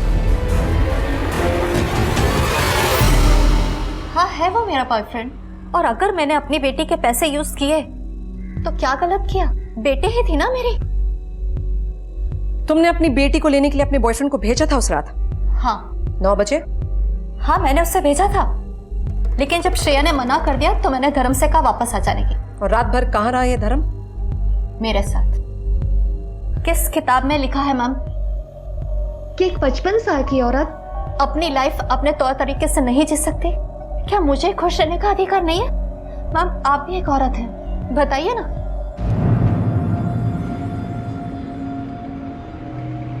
मैं इन लोगों से ना और पूछताछ करनी पड़ेगी। अभी तक ये समझ में नहीं आ रहा है कि इनमें से कौन सही बोल रहा है कौन नहीं। सब एक दूसरे के लिए कवर कर रहे हैं। मैडम मेरा बेटा बुरा नहीं है, पता नहीं किसी के संगत में आकर उसने ये किया। क्या है ये सब? तुम्हें मिला कहाँ से? वो मसाले के डिब्बे में, संदूक पे, गादी के नीचे, तकिए के नीचे। पता नहीं मैडम उसके पास ये पैसे कहाँ से है। तुम्हारा बेटा इस वक्त कहाँ है? वो मैं तुमसे आखिरी बार पूछ रही हूँ, 2 बार ऑलरेडी पूछ चुकी हूँ। अब सख्ती अपनानी पड़ेगी मुझे। सिर्फ तुम्हारी माँ की वजह से हम सख्त नहीं हो रहे हैं, क्योंकि वो खुद हमारे पास आई थी। यहाँ देखो और मुझे बताओ कि तुम्हारे पास इतने पैसे आए कहाँ से? तुम्हारा मॉलेस्टेशन से, मर्डर से क्या कनेक्शन है? बोलो। मैडम मैंने कुछ नहीं किया, मैंने सिर्फ ब्लैकमेल किया। किसको ब्लैकमेल किया तुमने? उन लड़कों को जिन्होंने लड़कियों को छेड़ा, और मैंने देखा उन्हें। लड़कियों को छेड़ना, मॉलेस्ट करना, इन सब की शुरुआत तूने की थी ना? बोलेगा? नहीं सर, तन्मय ने। नहीं मैम, ये सब विक्की ने शुरू किया। उसी ने मुझे कहा था कि कॉलोनी में लड़कियां छेड़ना आसान होगा और मुझ पर कोई शक भी नहीं करेगा, क्योंकि बचपन से उसी कॉलोनी में रह रहा है। सर मजे के लिए। तुम्हारे इस मजे के चक्कर में 4 लड़कियों को जिंदगी भर का सदमा दिया। हिम्मत कैसे हुई तेरी ये सब करने की? शर्म आती है तुम जैसे लोगों को देश का फ्यूचर कहते हो। जैसे तुम मजाक मस्ती कह रहे हो ना, वो एक जुर्म है। ये लड़कियों को छेड़ना, टेक्स्ट मैसेजेस भेजना, मॉलेस्टेशन करना, सब एक जुर्म होता है, इंसानियत और कानून दोनों की नजरों में। तुम लोगों की 1 मिनट की मस्ती और लड़कियों के लिए जिंदगी भर की सजा बन जाती है वो। और जब शुभ ने तुम्हारे मजे रोकने की कोशिश की तो गुस्से में आकर तुमने शुभ के सिर पे मारा और फिर उसकी पत्नी का खून किया, राइट? नहीं मैंने किसी का मर्डर नहीं किया, मैंने शुभ भैया को नहीं मारा। वो तो मेरे पीछे पागलों की तरह चलाते हुए भाग रहे थे, पर अचानक से बीच में रुक गए। और फिर मैम मुझे समझ में नहीं आया कि उन्होंने आपसे झूठ क्यों कहा। मैंने उनके साथ कुछ किया भी नहीं था मैम।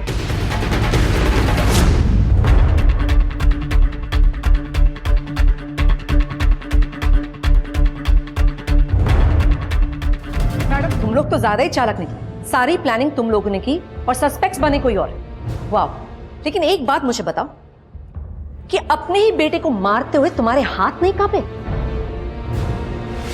सपनों में मॉलेस्टेशन के केस हो रहे थे और उसकी आड़ में तूने अपनी बीवी को मारा।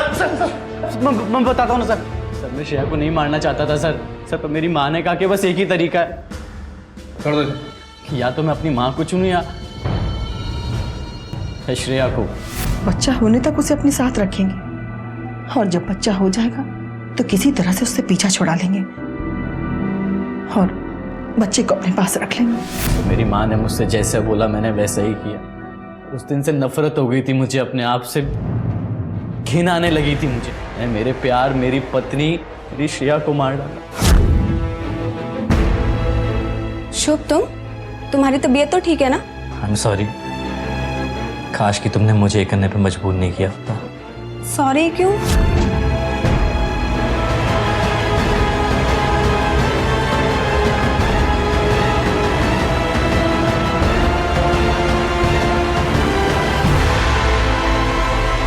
सर मैंने बहुत गलत किया है सर, तो माफी मांगने के लायक भी नहीं है सर।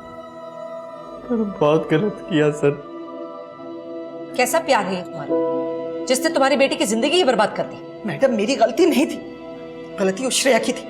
जब से शादी होकर के आई थी मेरे बेटे को मुझसे छीनना चाहती थी, मुझसे अलग करना चाहती थी। मैंने अपने बेटे को इतना जद्दोजहद से पाल पोस कर बड़ा किया और उस महारानी को एहसान किया क्या तुमने अपने बेटे पर?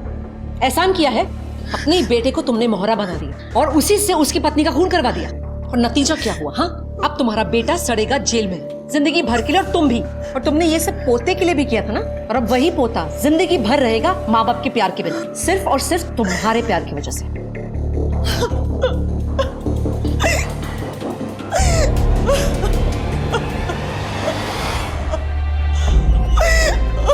हर रिश्ते की एक सीमा होती है, एक मर्यादा होती है। आप चाहे अपने परिवार, अपने माता पिता, भाई बहनों, बच्चों से कितना भी प्यार क्यों ना करते हैं, लेकिन आपका प्यार दूसरों की घुटन का कारण नहीं बनना चाहिए। रिश्तों की नींव मोह से नहीं, विश्वास से मजबूत होगी। इसलिए रिश्तों की मर्यादा को समझें, उन रिश्तों को बांटना सीखें। अगर हम ऐसा नहीं करेंगे तो आगे चलकर यही घुटन फांसी का फंदा बन सकती है, जैसा कि इस केस में हुआ। मोलेस्टेशन केस के दोनों मुजरिमों तन्मय और विकी को भी जुवेनाइल जेल में भेज दिया गया। लेकिन क्या ऐसे केसेस में सिर्फ जेल काफी होती है?